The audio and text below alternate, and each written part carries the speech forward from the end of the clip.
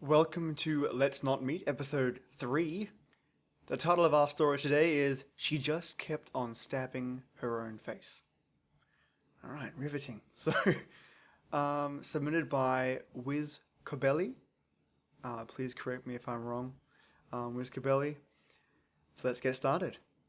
Long time lurker, first time poster, so bear with me here. This is a story that I think totally belongs on here, but it didn't happen to me. It happened to my childhood friend and roommate at the time. So my roommate and I went to college in a big university town in Wisconsin.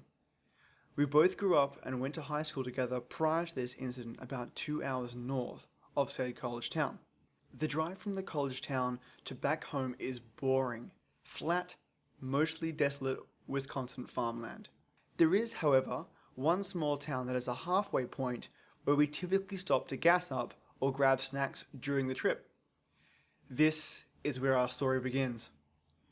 My roommate Karen was headed home for the weekend. I stayed back at our apartment in the college town.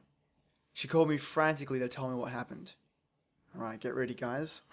Fair warning, if it's got the title, other words in the title, it says, she just kept stabbing her own face. Just be forewarned. Karen reaches the small town that acts as a halfway point for the drive to our hometown. She pulls into one of the 2 gas stations in the little town. The highway goes directly through this 1-mile stretch of town before getting back to a flat farmland for miles. It is around 8 p.m. and dark outside. She doesn't need gas, she only stopped to get an energy drink because she was feeling sleepy and still had an hour to drive through the darkness before she got to her hometown. Since she didn't need gas, she pulled into a parking space next to one other car. She got out of her car and immediately saw that there was somebody else sitting in the driver's seat of the car next to her. She only briefly looked but noticed that it was a middle-aged woman. The woman was looking at Karen and made eye contact, so Karen looked away and went into the gas station, but really didn't think much of it.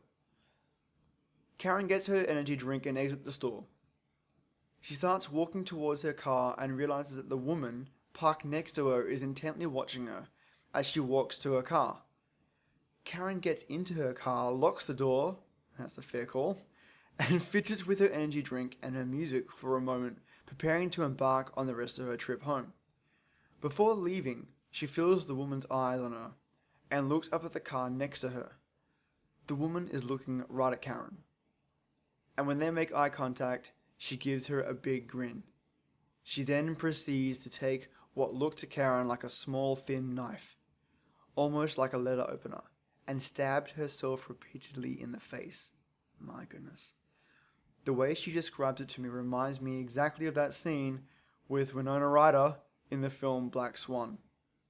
Okay, I haven't seen that film yet, but it sounds thoroughly traumatic. The woman began stabbing herself while looking at Karen, but then began studying herself in the rearview mirror while continuing to stab herself. Karen stared in disbelief and then threw her car into reverse and sped out of the parking lot. She called me right away, freaking out, rightfully so, and asked if I thought she should call the police, to which I replied, absolutely. Good call. She called the police, and that was that. She never heard anything of it. After this incident, neither of us go to the gas station anymore.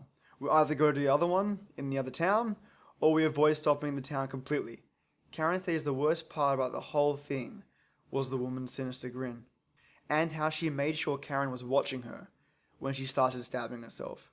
Creepy, stabby woman, I hope you got the help you need, and let's not meet. I think it's a nice touch, that part before you said let's not meet. It's good to know that, despite having that sort of traumatic event, you still have it in you to wish her the best of luck. So, thank you for that lovely story, Wiz Cobelli, and thank you all for listening. Don't forget to like, comment, and subscribe. Visit me on Twitter, Facebook, and let me know what you think. Thanks for all the support.